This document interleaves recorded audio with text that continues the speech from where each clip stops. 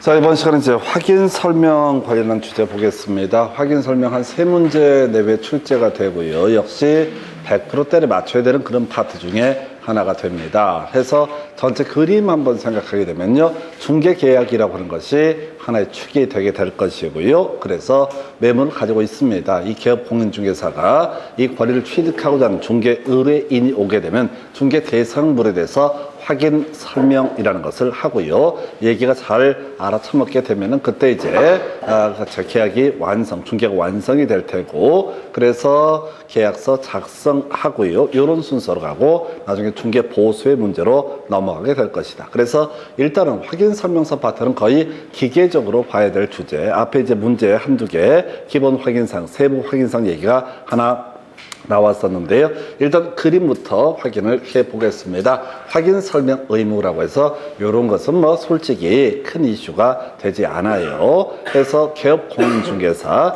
또 소속 공인중개사 이런 사람들 권리를 취득하고자 하는 중개 의뢰인에게 성실 정확하게 확인 설명을 하고 설명의 근거 자료를 제시를 해야 된다 해서 여기서 이제 용어의 정의 가야 되죠. 앞에서 공인중개사라고 하는 거 이 법에 의해서 자격을 취득한 사람, 이 사람이 뭐가 된다? 공인중개사가 되게 될 것이고요. 개업 공인중개사 개설 등록을 한 자 이렇게 얘기를 했었고요. 소속 공인중개사, 자 공인중개사 플러스 중개 업무 수행, 중개 업무 보조했던 사람, 이 사람이 소속 공인중개사. 중개보조원이라는 것은 공인중개사가 아닌 자로서 단순 업무 보조자, 이런 식으로 논의가 전개가 됐었습니다. 그래서 지금 중개를 하는 것은 뭐라고요? 개공과 소공. 그래서 도장이 문제가 되는 것도 개공과 소공. 그래서 중개보조원 같은 건 도장 찍을 일도 없고 도장과는 아무 관련이 없고 중개 업무도 수행을 할 수가 없다 이렇게 얘기합니다. 그래서 개공, 소공 모두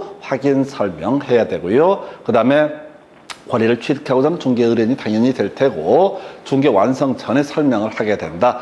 자, 그래서 이제 문제가 되는 거, 자 성실 정확하게 확인 설명을 하지 않는다. 500 이하의 과태료. 나중에 과태료 다 묶어서 공부를 하게 됩니다. 소공이 했던 개공이 했던 성실 정확하게 확인 설명을 하지 아니하거나 설명의 근거 자료를 제시하지 않게 되면 500 이하의 과태료. 하나 더 기억하실 게 부당한 표시 광고라고 하는 것도 500 이하의 과태료라고 하는 것으로 같이 연계가 되게 되면 등록관청이 500 이하의 과태료 부과할 수 있는 사유가 크게 두 가지 이슈가 되게 될 테고, 그 다음에 소공 같은 경우는 이제 나중에 자격정지 3개월짜리 사유가 되는데 그건 나중에 가서 공부할 주제. 특이하게 이 개공에 대해서는 업무정지 사유에 성실 정확한 확인 설명, 요 관련해서는 따로의 규정이 없다. 요걸 디테일하게 한번 구성했던 바가 있습니다. 상당히 어려웠던 주제에서 우리 개공에 대해서 최대 6개월까지 중개 업무에 투입하지 못하게 막는 것을 업무정지, 소공에 대해서 최대 6개월까지 중개업에 투입하지 못하게 막는 것을 자격정지라고 용어를 쓰게 됩니다. 그래서 이렇게 일단 큰 그림 보셨고요.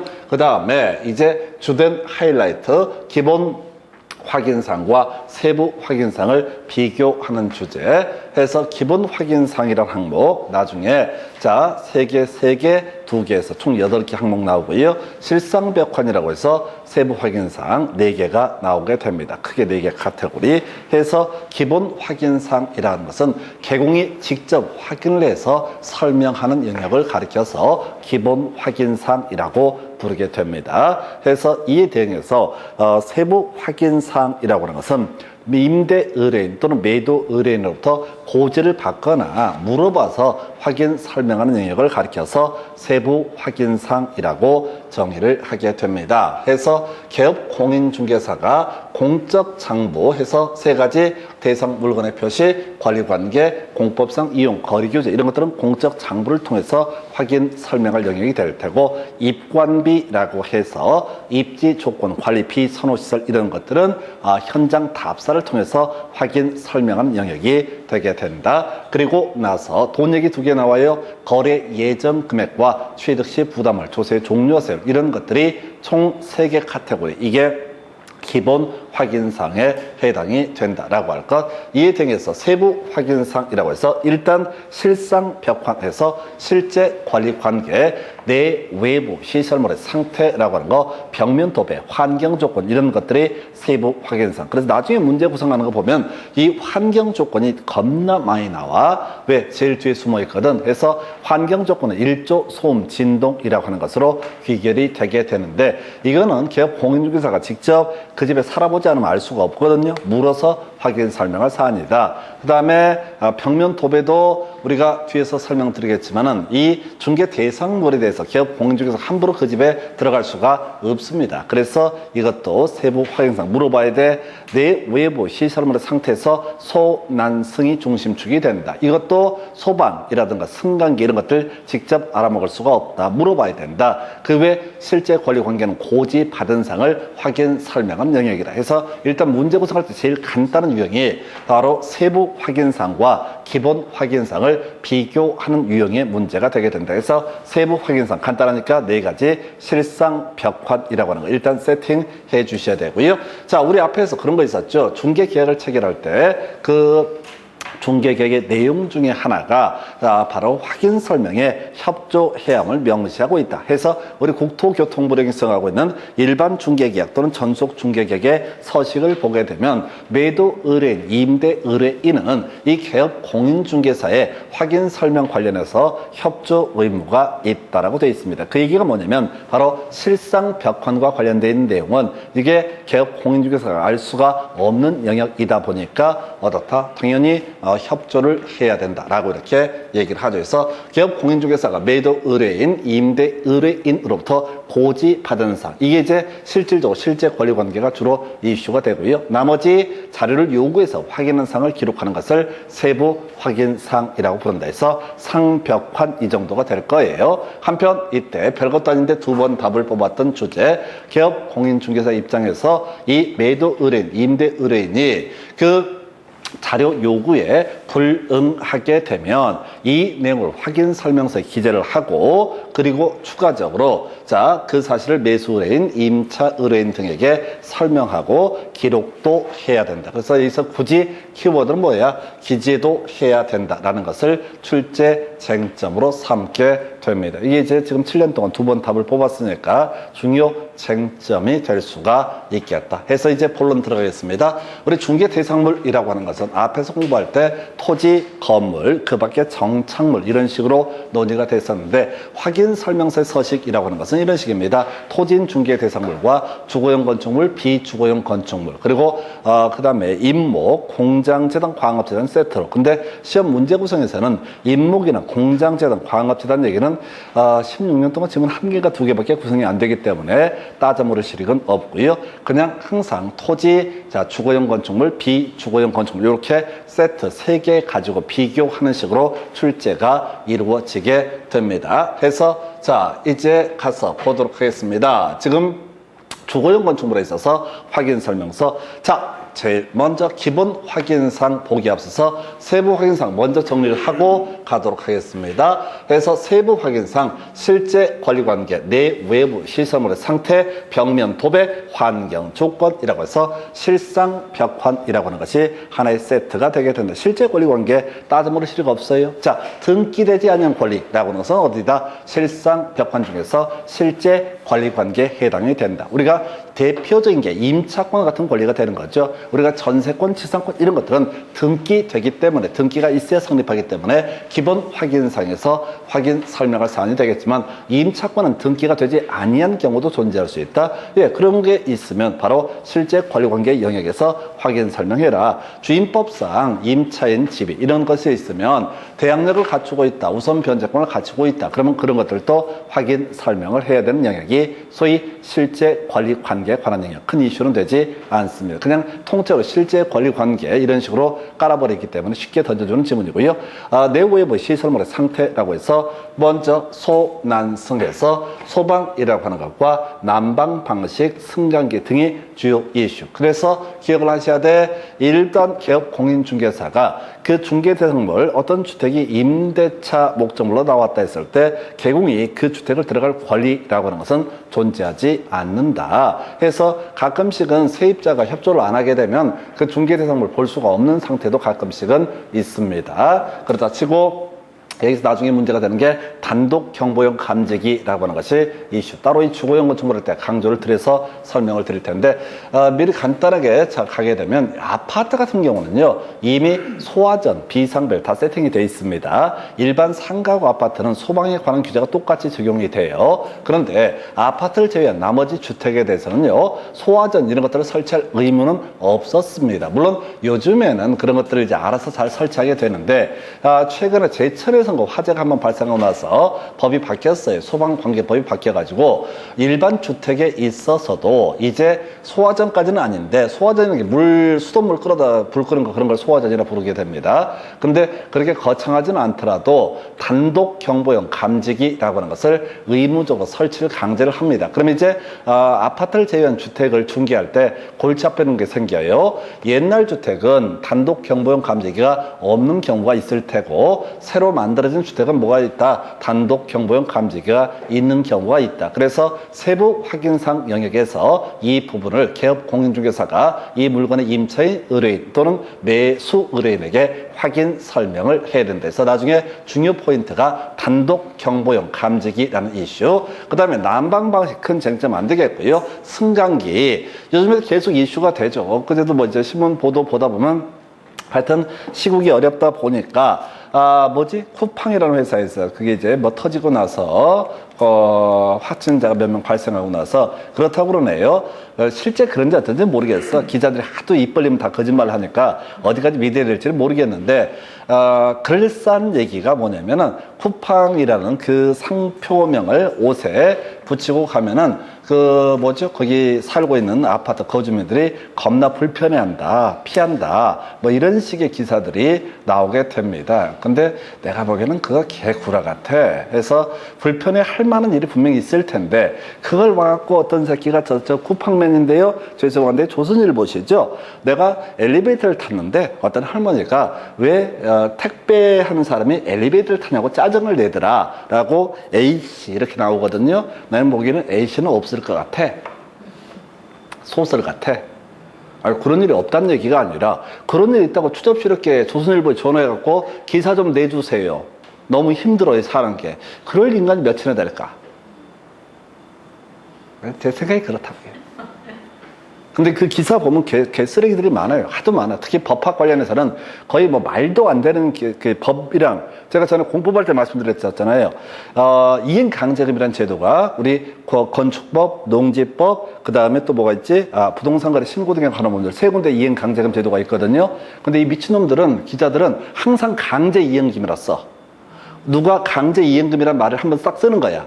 그러면 이제 그게 나머지 기자가 그 기사를 베껴 쓸 때 똑같이 자신이 없으니까 앞에 기자가 알아서 잘 썼겠지? 강제 이행금. 모질이들이 합창이 되는 거죠. 선생님 나중에 중개업 하시다 보면 주변에 겁나 모질이들 많습니다. 목소리가 큰 애들. 진짜 그렇다니까요. 기자 정도 되면은, 그래서 제 개인적인 생각은 법조 관련 기자를 쓰면은, 법학 개론까지는 몰라도 그래도 몇 개 좀 배우고 들어가야지. 근데 이제 사실은 법대에 나와도 이런 걸 공부를 안 하거든요. 전혀. 이런 걸 몰라. 결국은 얘들이 기자고시라고나 하여튼 간에 거기는 열심히 붙었는지 모르겠지만, 법에 대해서는 겁나 무식한 놈의 새끼들이 그냥 그걸 기사라고 쓰고 지랄이에요. 그래서 뭔 얘기하다가, 쿠팡맨 얘기하다가 다시 돌아가서 승강기 얘기, 승강기. 자, 쿠팡맨은 승강기를 탈 권리가 있다, 없다?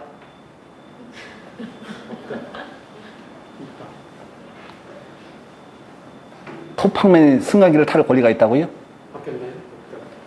바뀐 게 아니라 애초에 거기는 단군이 개국할 때부터 권리는 없어요. 개업 공인중개사가 승강기를 탈 권리가 있다, 없다? 없다고요. 없다고. 그럼 어떻게 해야 돼, 개공이? 물건 보러 가려면 어떻게 해야 돼? 쓱 살짝 끼어서 들어가야지, 얼른. 중문 열렸을 때 얼른 그냥 마치 태연스럽게, 또는 위에다 부탁을 해서 문 좀 열어주세요. 그 사람이 안 열어주면 어떻게 돼? 경찰 대동에서 압수수색하듯이 들어갈 수 있나요? 못 들어간다고. 뭔 얘기냐면, 승강기 상황에 대해서는 개공은 알 수가 있다, 없다? 없다. 그래서 이건 세부 확인사항이 되는 거야. 물어봐야 돼. 그 얘기라고요. 지구석도 들어갈 수가 없고 승강기도 탈 수가 없고 결국 이제 우리가 거기서 공부하시잖아요. 집합건물법. 하여튼 공부 많이 하면 이제 다 들려. 이 집합건물법에 가면 공용부분이라고 하는 것을 가지고 그 구분 소유자가 어떻게 한다. 구분 소유자가 기본적으로 사용할 권리가 있다. 그리고 특정한 구분 부분은 특정한 구분 소유자만의 공용으로 할 수가 있다. 그게 뭐냐면 101동에 사는 사람들이 101동 승강기를 탈 수가 있는 것이지 102동 아줌마가 101동을 들어갈 권리라고 하는 것은 다 존재하지 않는다. 해서 권리하고는 전혀 별개의 문제야. 꼽살을 끼워서 들어가는 거하고 권리하고는 전혀 별개의 문제라고요. 오늘부터 외우시기 바랍니다. 쿠팡맨은 승강기를 탈 권리가 있다 없다? 없다. 개업 공연중에서 승강기를 탈 권리가 있다 없다? 없다. 조사로 들어갈 수 있다 없다? 없다라고 하는 거. 근데 그쪽에서 협조를 해주면 어떻다? 조사를 할 수가 있다. 그래서 제가 이 관련 중개업 관련해서 하여튼 아이씨들이 가끔 중개업 하면 꼭 야한 얘기 하는데 그딴 얘기를 해. 야, 이 뭔 얘기 하다가 중개업자. 이게 이 바닥에서 대낮에 모텔을 자유롭게 출입할 수 있는 직종이 있다. 그게 뭐가 있냐? 개업 공인 중개사. 이런 분들 다 떨어졌어. 쓸데없는 소리 하고 다니니까. 그래서 하라는 공부는 안 하고 맨날 어서 좀 그래요. 그래서 제가 전에 어디 신림동 쪽에 산가 어디 오피스텔 쪽에 살았는데 그 골 때리는 데 있었어. 그 여관촌 한가운데 오피스텔이 있는 거야. 되게 민망해요. 왜냐면 그게 제가 9층에 있었거든요. 모텔들은 그보다 보통 낮아. 다 보여 아니. 그래서 한동안 되게 내 인기가 많았어. 왜? 그냥 와서 방문을 하고 싶다고 연락이 와. 러시아에서 쌍안경 들고. 그 사람들 묶어서 뭐라 부른다? 모제대들. 제일 당황스럽게 남자끼리 있는 장면. 보려고 본 게 아니라 되게 난감해. 하여튼 그렇다 치고 지금 다시 돌아가서 지금 이제 개공은 승강기 탈 권리라고 하는 것은 존재하지 않는다. 이게 이제 실수하시거든요. 얼핏 보면은 탈 수 있는 것처럼 오해할 수 있는 그런 영역이 되겠고, 그 다음에 이제 다시 벽면 도배라는 개념. 그 다음에 제일 중요한 게 일조 소음 진동. 이게 제일 뒤에 있잖아요. 문제 구성할 때는 제일 많이 깔아버려요. 그리고 수험생이 제일 놓치기 좋은 게 일조 소음 진동이라고 하는 거. 이런 게 환경 조건, 그 외에도 중개 보수와 서명 및 날인 등으로 구성이 된다. 해서 이게 이제 세부 확인사항을 설명드렸어. 이제 기본 확인사항, 개업 공인중개사 확인한 사항을 설명하는 영역. 이게 기본 확인사항. 해서 공적 장부나 현장 답사를 통해서 확인 설명하는 영역이 되게 되는데요. 자, 먼저 주거용 건축물로서 보겠습니다. 토지 건물의 표시라고 해서 대상물건의 표시라고 해서 이거는 이제 공간정보법에서 토지에 관한 표시 기억나십니까? 한번 암기를 해보겠습니다. 하도 오래돼서 아주 깔끔하게 잊어버렸을 거라고 나는 확실히 차 있는데요. 토지 대장, 임야 대장을 통해서 공시하는 항목 뭐가 된다 해서 첫 번째 면적이 있었죠. 이동 사유라고 하는 거 있었죠. 그러면 개별 공시지가 공유지 연명부 대지권 등록부의 공통적인 등록상 지분이라고 하는 게 있었고, 그 다음에 대지권 등록부만의 고유한 등록상 거기 뭐라고 그랬었지? 하러 나도 헷갈리네. 저거 있었잖아요. 부산에 있는 태종대 옆에 이름 비슷하다고 얘기하면서 예? 표명대, 표명비라고 해서 전유 부분의 표시, 건물의 명칭이라고 하는 거, 대지권 비율이라고 하는 것이 바로 표명대, 표명비라고 해서 대지권 등록부의 등록상. 그 다음에 이제 도면에 필수적 등록, 도면을 통해서 공시할 수 있는 게 제축, 색치경지라고 하는 거 있었죠? 제명, 축척, 색인도, 치치치, 경계, 지목 이런 것들이 바로 도면에 등록할 사항. 그 다음에 경계점, 좌표 등록부에 등록할 사항은 뭐가 된다? 좌호호호 이따우로 외우자고 그랬습니다. 해서 지금요 토지 표시에 관해서는 토지 대장, 임야 대장을 가지고 확인 설명을 하게 될 테고, 건축물에 관한 사실관계는 건축물 대장을 통해서 확인 설명을 하게 된다라고 할 것, 이런 내용이 있겠고요. 권리관계, 토지 등기부, 건물 등기부 띄어봐야 되죠. 해서 먼저 물건을 특정하고 그 다음에 등기부를 통해서 권리관계를 확인 설명을 할 테고, 세 번째, 자 항상 토지는 뭐가 깔려있다? 용도 지역으로 대표되는 관리계획이라는 개념이 있다. 그래서 국토계획부 공부하실 때 용도 지역, 용도 구역, 용도 지구, 도시군 계획시설, 지구단위 계획, 왜 뭐 이런 것 것들이 도시군 관리계획에 해당된다. 여기서 파생되는 주제, 건폐율 상한, 용적률 상한이 있었죠. 우리가 공부를 할 때는 국토계획 공부할 때는 56657, 9887, 777 다 20% 이하, 계획관리죠 40% 이하라고 하는 거. 용적률 100%, 150, 200, 250, 300, 500 이게 주거지요. 상업지역 1500, 1300, 1100, 900, 공업지역은 300, 350, 400, 녹지는 100, 180 이따위로 설명을 드린 바가 있습니다. 해서 이게 용적률의 최대한도, 도시적 외지역은 다 80%였는데 계획관리죠 100% 이하. 해서 국토계획법에서 얘기할 때는 이론상 최대치를 얘기하는 것이고, 실질적으로 이 건폐율과 용적률의 상한이라는 것은 조례를 통해서 정해진다. 그래서 같은 동네라도 같은 용도 지기를 떠도 동네, 시에 따라서 달라질 수 있다. 이런 것들을 확인, 설명, 이 공법상 이용 규제. 그래서 지금 대장 등을 통해서 확인, 설명하는 것이 대상 물건의 표시. 두 번째, 권리관계는 등기사항 증명서, 등기부를 통해서 확인, 설명한다. 그 다음에 토지 이용계획 확인서를 통해서 이 지역지구 구역, 도시군 계획시설, 지구단위 계획을 확인, 설명을 하게 될 거고, 건폐율 용적률 상한은 조례를 통해서 확인, 설명을 하게 된다. 이게 좀 많아. 어찌됐든 간에 이렇게 이제 그림을 잡아봐야 될 테고, 그 다음에 이제 입관비라고 해서 현장 답사를 통해서 확인, 설명한 영역이 존재한다. 그래서 먼저 입지 조건 외우는 방법, 토지부터 분석을 하자. 도, 접, 대부터 시작을 한다고 그랬습니다. 도로와의 관계, 접근성, 대중교통이라는 게 입지 조건의 한 내용. 두 번째, 살을 붙여야 돼. 여기다가 비주거용 건축물에 있어서는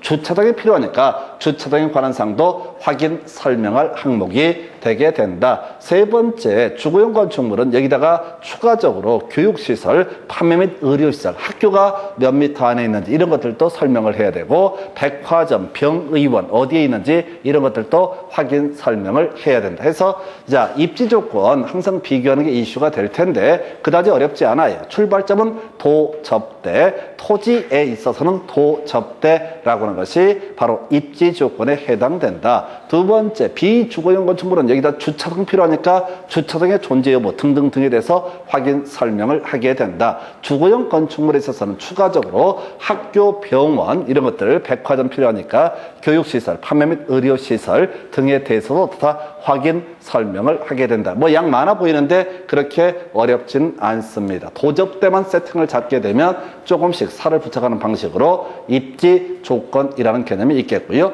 그 다음에 관리라고 하는 것이 있게 되죠. 그래서 이때 이슈가 되는 거, 자, 내용 필요 없고요. 토지 인중개 대상물은 관리하지 않는다라고 하는 거. 토지 인중개 대상물은 관리를 하지 않는다. 겁나 웃기잖아. 빈 땅이 있는데 관리사무소가 있다. 골 때리잖아. 빈 땅이 있는데 경비실이 있다. 골 때리잖아. 그래서 토지는 관리를 한다, 하지 않는다. 하지 않는다. 여기서 이제 출제 이슈가 되는 것이 뭐가 있다고? 자, 우리가 부동산 학개론 공부하다 보면 그런 얘기를 하게 됩니다. 자, 부동산 업의 분류라고 해서 너무 또 오래돼서 다 잊어버렸어요. 부동산 업의 분류. 뭐가 있었죠? 임공, 관중, 자감. 있다고 그랬어요. 임대업이라고 하는 거 있었죠? 공급업이라고 하는 거, 관리업이라고 하는 거, 중개 및 대리업, 투자 자문업, 감정평가업에서 임공, 관중, 자감. 임공, 관중, 자감. 그러면서 자, 임대업은 뒤에 주, 비, 기 세 개로 대별해 볼 수 있다. 주거용, 비주거용, 기타.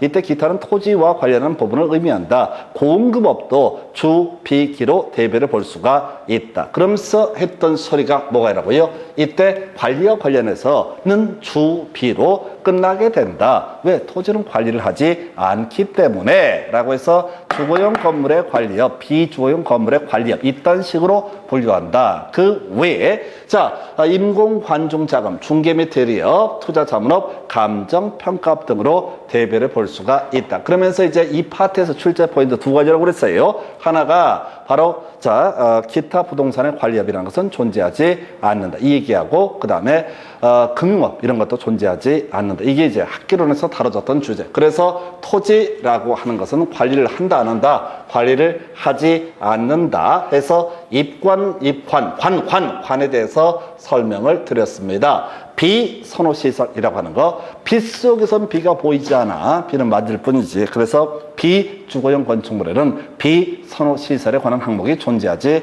않는다. 16년간 한 번 나왔던 주제. 비주거용 건축물에서는 비선호시설, 반경 1km 내에 비선호시설이 있는지 등은 확인 설명할 사안이 아니다. 이렇게 해석을 하게 됩니다. 여기까지가 현장 답사를 통해서 확인 설명할 사안이 되게 될 것이고요. 그리고 나서 돈 얘기 두 개 나와 있습니다. 지금 누구 권리를 취득하고자 하는 중개 의뢰인한테 확인 설명을 하다 보니까 거래 예정 금액 등을 확인 설명을 해야 된다. 그게 이제 매도인이 얼마에 내놨다 이 얘기를 해줘라 라고 하는 것이 거래 예정 금액. 여기서는 이제 우리가 세법에서 얘기하는 기준시가 또는 개별 공자보지 시가 표준화 얘기가 이해시가 되겠죠. 토지라고 한다면 개별 공시지가, 주택이라고 한다면 개별 주택 가격 혹은 공동주택 가격 이런 것들도 다 확인 설명할 내용에 해당이 되게 된다. 다시 갑시다. 토지라고 하는 거 국토부 등을 결정하는 게 표준지 공시지가. 그 시군구청장이 나머지 시군구에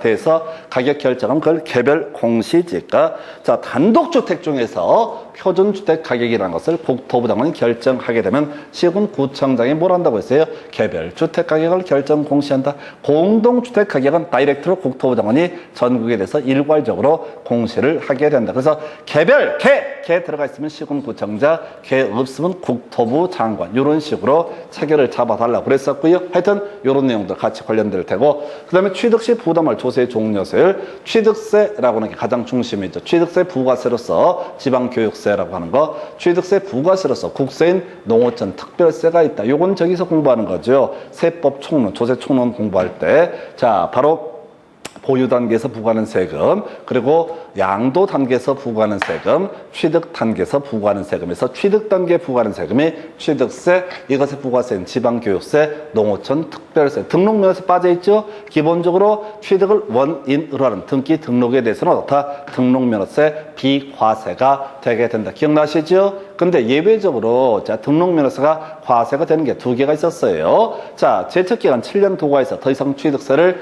뜯어낼 수가 없을 때, 그때 그것을 원인으로 하는 등기에 대해서는 다 등록면허세 과세가 된다. 그 다음에 50만 원 이하의 취득에 대해서는 취득세 비과세 대상 면세점이거든요. 그러한 취득에 대해서는 다 등록면허세 과세를 해야 된다. 기억나면 좋고 아니면 말고 해서 지금 우리가 뭐라고 했어요? 공인중개사 시험 관련한 내용을 설명을 드리고 있습니다. 그래서 하여튼 자, 첫 번째 대상 물건의 표시에서는 공간정보법 얘기가 나올 테고, 그 다음에 자 권리관계 관련해서는 등기법 얘기가 나오게 될 테고, 공법상 이용 거리 규제에서 바로 지역, 지구구역, 도시군 계획시설, 지구단위 계획 이런 것들은 부동산 공법 중에서 국토계획법에 관한 내용이 나올 테고, 그 다음에 여기서 이제 개별 공시지가, 그 다음에 공시가격이라고 해서 개별 주택가격, 공동주택가격 이런 것을 통해서는 아까 우리 부동산 학교론의 감정평가 부동산 가격 공시법이라는 게 이슈가 되고,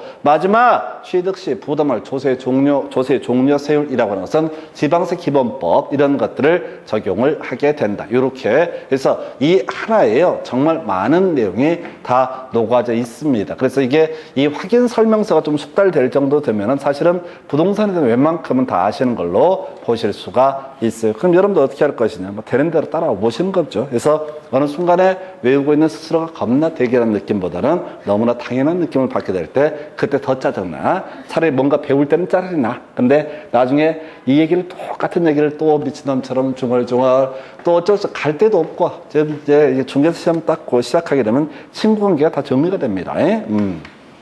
친구 관계 유지가 되면 학원을 못 나오고, 친구 관계가 정리가 안 되면은 하여튼 학원을 나오신다는 얘기는 다 정리가 됐다는 얘기야. 오늘 문득 소주 한잔 먹고 싶어도 친구들이 이제 거부합니다. 증 따서 돌아가셔야 됩니다. 그러면 이제 되게 반가운 척 하긴 하겠지만 가소롭게 생각을 할 겁니다. 증이라도 따고 가셔야 돼요. 그래서 요렇게 다시 대상 물건의 표시, 권리관계, 공법상 이용규제 요 세 가지는 소위 이제 공적 장부를 통해서 확인 설명하는 영역, 입관비라고 하는 것은 현장 답사를 통해서 확인 설명하는 영역, 그리고 자 거래 예정금액, 취득 시 부담월 조세 종료세율. 그다음에 이건 딱 명확하지는 않죠. 지방세법도 있고 다른 관련 서류도 있을 수가 있겠다. 또 거래 예정금액은 매도 의뢰, 임대 의뢰인과 관련해서 하는 내용 딱 명확하게 떨어지진 않습니다. 어찌됐든 간에 이렇게 개공이 직접 확인해서 설명하는 영역을 뭐라고 한다? 기본 확인사항이라고 얘기를 하게 되죠. 그래서 요 내용이요. 요 내용 갖고 계속 이제 반복하는 거고요. 근데 이걸 외워야 된다는 게 문제지. 이해서는 아무 쓸모가 없다. 자, 그래서 이제 구체적으로 주거용 건축물의 확인 설명서부터 검토를 해보겠습니다. 자, 기본 확인사항 다시 갑시다. 세 가지 대상 물건의 표시, 권리관계, 공법상 이용 규제라고 하는 거. 그냥 똑같은 얘기하는 거야. 바로 토지대장, 건축물 대장을 통해서 확인 설명을 대상 물건을 특정을 해야 되겠죠. 주택이라고 하는 게 이런 식이잖아. 토지 플러스 건물을, 주거용 건물을 가리켜서 주택이라고 정의를 하니까. 그 다음에 자 등기상 증명서를 통해서 일정한 권리관계를 확인 설명을 할 것이다. 공법상 이용 거리 규제, 토지용계획 확인서, 조례 등을 통해서 확인 설명이 이루어지게 된다. 입관비, 현장 답사를 통해서 확인 설명할 텐데 입지 조건 포인트가 되는 거죠. 해서 토진 중개 대상물에 있어서는 도, 접대, 여기서 저 살 붙였고, 비주거용 건축물은 주차장 필요했었고요. 이 주거용 건축물은 주차장에다가 추가적으로 교육시설과 판매 및 의료시설 이런 것들도 확인 설명을 해야 된다. 이렇게 정리를 하게 되죠. 그 다음에 거래 예정금액, 취득 시 부담월 조세의 종류와 세율 이런 것들이 확인 설명할 영역. 이 이제 기본 확인사항. 세부 확인사항에서 출제 이슈는 이미 알고 있습니다. 다른 거 아니고요. 바로 쟁점이 되는 것은 바로 소방 관련한 부분이 이슈가 되게 된다. 그래서 실제 권리관계 중요치 않고요. 내외부 시설물의 상태에서 출제 이슈, 단독 경보용 감지기 설치 여부, 아파트 제외, 아파트를 제외한 나머지 주거용 건축물에 있어서는 단독 경보용 감지기가 있는지 여부 등에 대해서 확인 설명을 해야 된다. 주거용, 비주거용 건축물은요, 소화전 비상벨 바로 치고 들어갑니다. 이미 있기 때문에 그렇게 논의를 해볼 수 있겠고요. 그 다음에 벽면 도배 있었고요. 환경 조건, 일조, 소음, 진동. 겁나 중요해. 제일 뒤에 있다 보니까 놓쳐버려. 일조, 소음, 진동. 주거용 건축물인 중개 대상물에서만 확인 설명할 영역이 된다. 그 정도까지. 나머지는 중복되는 이슈. 자, 이제 비주거용 건축물인 중개 대상물의 확인 설명서시. 자, 기본 확인상 대상 물건의 표시, 권리 관계, 공법상 이용 거리 규제 그냥 세트로 다 똑같이 가고요. 그 다음에 입지 조건에서 도접대에 이어서 바로 주차장이라고 하는 것이 포인트.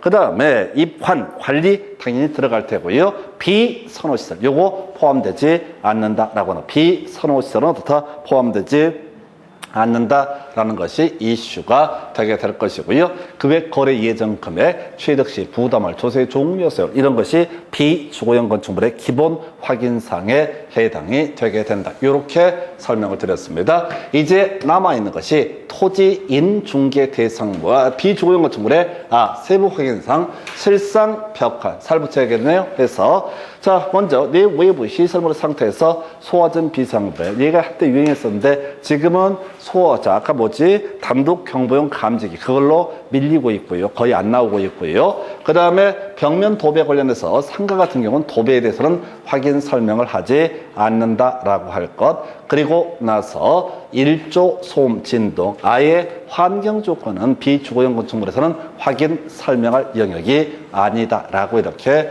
얘기를 하게 됩니다. 그 정도가 세부 확인 사항에 관한 주제가 되게 될 것이다. 그래서 자, 특별한 이슈 안 되고요. 특히 환경 조건 자꾸 제일 뒤에 있으니까 놓치거든요. 일조, 소음, 진동이라고 하는 거 하나의 이슈로 삼아야 되겠습니다. 해서 그 정도 살펴드렸고요.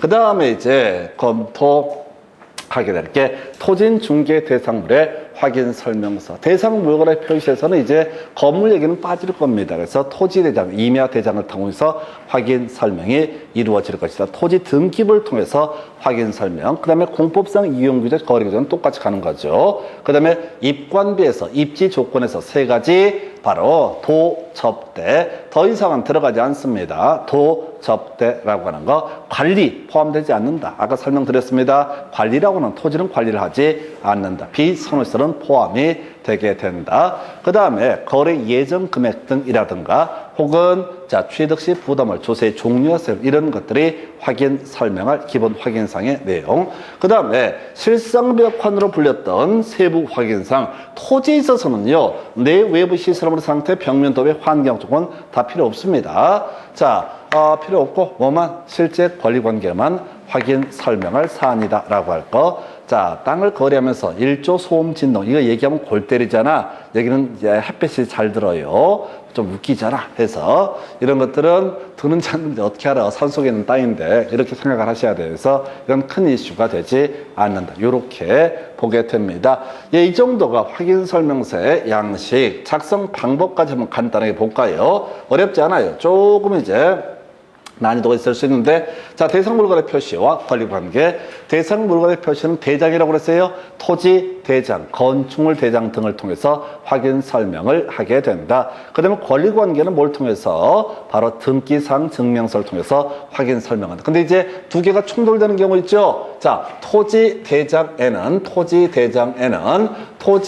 토지에 관한 사실관계. 우리가 암기했던 게 뭐가 있어? 면적과 이동 사유 이런 거 있었죠? 면적과 이동 사유가 있게 된다. 이동 사유 등이 있게 될 것이다. 그 다음에 토지 등기부에도 뭐가 들어가요? 면적과 면적 등이 표시가 되게 된다라고 돼 있다고요. 등기부는 자 이렇게 갔었잖아요. 표제부와 갑구 을구로 대비를 볼 수 있다. 그런데 이게 이제 등기부는 중심이 뭐야? 갑구나 을구에서 권리관계가 중요 쟁점이 되게 될 것이고, 이 토지 대장에도 경우에 따라서 뭐가 소유자가 일부 표시가 되죠. 그러면 이제 두 개가 충돌하는 문제가 발생을 한다라고 했을 때 사실관계는 뭐를 중심으로? 토지 대장, 임야 대장을 중심으로 확인 설명을 해야 된다. 권리관계는 뭘 중심으로? 등기상 증명서를 통해서 확인 설명한다. 우리가 권리가 바뀌면 등기부를 먼저 바꿉니까? 토지 대장을 바꿉니까? 등기부를 먼저 바꿉니다. 우리가 법률 행위에 따른 부동산 물권 변동은 등기해야지 효력이 발생한다. 그래서 등기부를 먼저 바꾼다고. 그럼 등기소에서 어디로?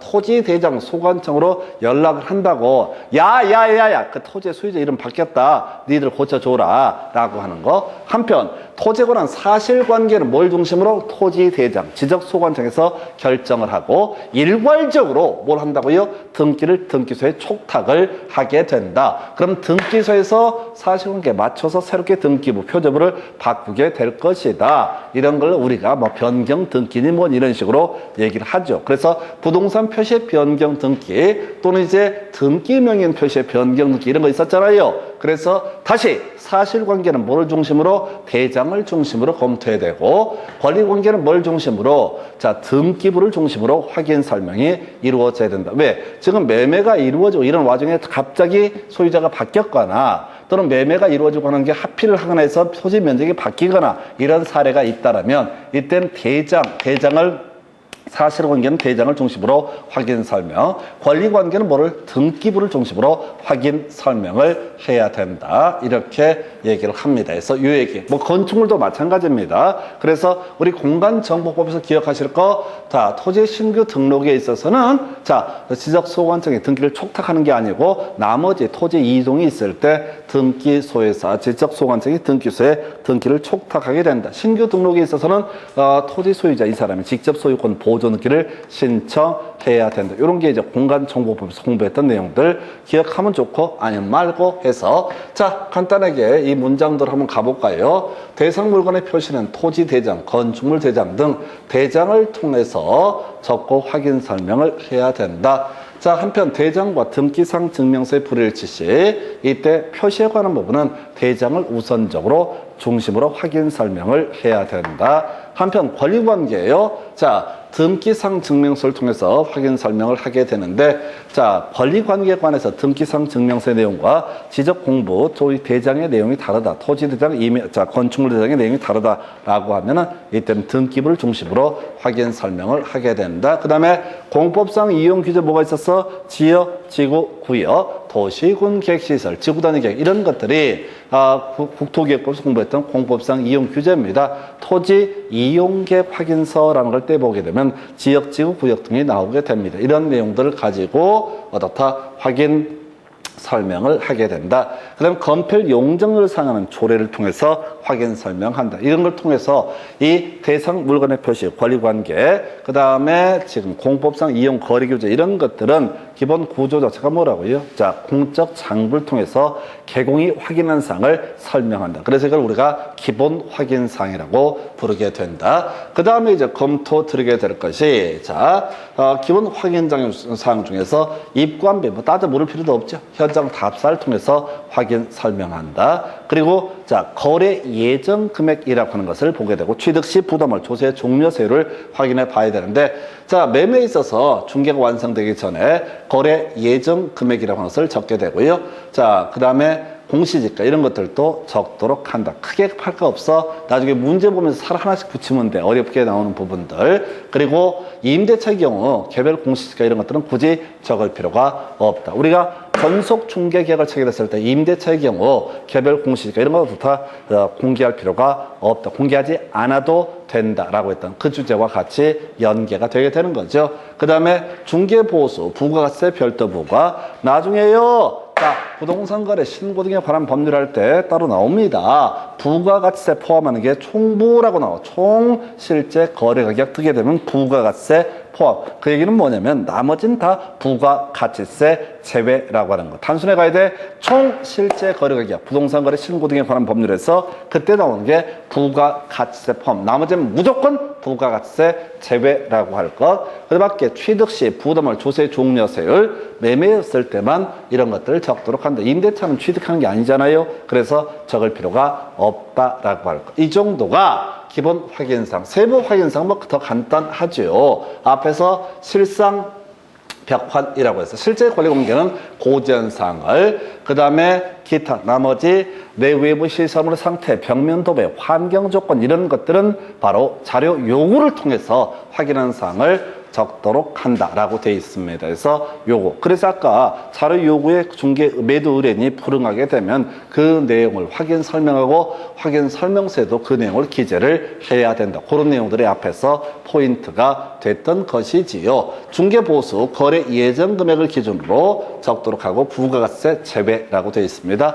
자, 서명 및 날인 이제 드디어 나왔습니다. 그래서 다 서명 또는 날인인데 확인 설명서 거래 계약서만 뭐가 된다? 서명 및 날인이라고 하는 거. 항상 지문에는 소공도 같이 서명 및 날인을 하도록 한다라고 하는 거. 그래서 실질적으로는 소공이 중개업무를 다 하더라도 대부분 중개업소에서 개공만 서명 및 날인을 하는 그런 경향이 있습니다. 그 이제 분배 문제 때문에 그런데 어찌됐든 간에 그게 이제 탈탈 털면 다 불법입니다. 서명 및 날인 요거 이제 문제가 되게 되면 나중에 소공, 개공 다 3월에 업무 정지, 자격 정지 사유와 같이 연계가 되어 있습니다. 그래서 중개업을 한다는 건요 거의 법 지키면서 그게 이제 법 위반해서 이익이 발생하고 말고가 아니라 다른 문제 때문에 쉽지가 않아요. 법을 지킨다는 게. 그렇다 치고 자, 확인 설명서 교부 요건 알아야 된다. 자, 지금요 이 확인 설명서 이런 데다가 서명 및 날인 누가 소공도 할 수가 있습니다. 확인 설명서 작성, 거래계약서 작성, 소공도 할 수가 있습니다. 그러나 확인 설명서의 교부라든가 거래계약서 교부는 오직 누구만이 할 수 있다? 개업 공인중개사. 같이 비교해서 묶어봐야 되는 게 아까 중개계약 체결할 때요 누가 한다고 그랬어요? 개업 공인중개사와 중개 의뢰인 간의 계약이 이루어진다. 사장님 잠시 일 때문에 며칠 안 나오십니다. 소공만 출근하십니다. 매물을 접수를 했습니다. 예, 그것도 자 개공과 누구하고 바로 중개 의뢰인과 중개 계약이 체결된 것이지 소공과 소공하고 중개 의뢰인 간의 중개 계약이 체결된 것이 아니다. 그래서 중개 계약 자체를 누구하고 개공하고 중개 의뢰인한테 사이에 있고요. 중개가 완성돼서 지금 확인 설명서 작성하고 거래계약서 작성, 교부 등을 할 때도 결국은 다 누구 한다? 개업 공인중개사. 이 차이가 애매해. 그래서 키워드 뭐라고요? 교부라고 하는 것은 나중에 거래계약서 작성, 교부도 마찬가지인데 교부라고 하는 것은 오직 누구만이 할 수 있다? 개공만이 할 수 있다. 그래서 나중에 업무정지하고요 이 자격정지 사유 등을 보면 헷갈리게 돼 있다고. 그래서 아예 포인트 자체를 교부는 오직 누구만이 할 수 있다? 개업 공인중개사만이 얻어타 교부를 할 수가 있다라고 하는 보존 몇 년? 3년 동안. 나중에 예외 있는데 우선은 보존 3년. 그래서 자 지금 미리 묶어서 한번 가볼까요? 앞에서 논의했던 주제 중에 하나가 그런 게 있었죠. 바로 전속중개계약 3년 동안 보존해야 되죠. 그 다음에 이제 확인설명서 3년. 그리고 마지막에 거래계약서는 5년 동안 보존을 해야 된다. 여기까지 보셨고 잠시 끊었다가 문제 가지고 쟁점 확인해 드리겠습니다.